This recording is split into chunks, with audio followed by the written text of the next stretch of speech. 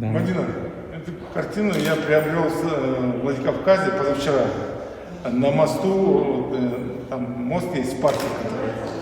Это картина художника, осетинского художника из города Беслан Дзыгоева Алика, ну или Олега. На картине, вы знаете, изображена Столовая гора, мечеть суннитская, которая в Владикавказе, и река Терек. Ну, здесь труба лежит, и через трубу это перекатывается красивая вода.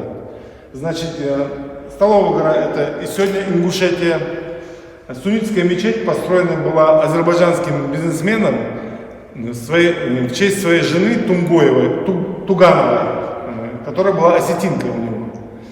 Но просьбу о строительстве этой мечети ингушская диаспора, или, так скажем, община просила азербайджанского бизнесмена, чтобы он построил мечеть. И вот он ее построил в честь своей жены Тугановой.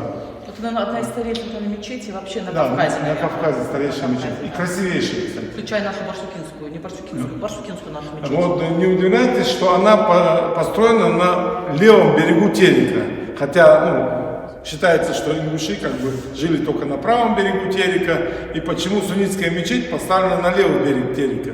Потому что осетины в большом количестве тоже мусульмане.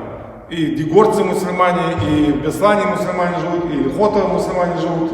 И это подарок и азербайджанского бизнесмена, и ингушской диаспоры правого берега, левому берегу, подарок осетинам мусульманам. Вот такая вкратце история, то, что здесь нарисовано.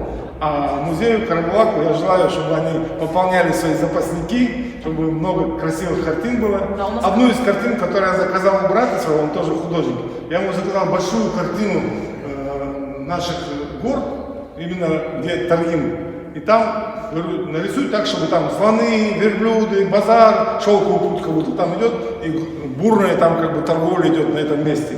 Вот такую картину я заказал. Когда это нарисует, может быть, привезу, подарю. Здорово, это очень такой, сейчас такой очень нужный был такой подарок, потому что у нас планируется провести выставку в начале декабря, которая будет называться «Дар музею». И я думаю, что эта работа будет выставлена в музее. Племянница придет, проверит. А места знакомые, родные там все. Да, это, в принципе, наша работа. Да, я сказала,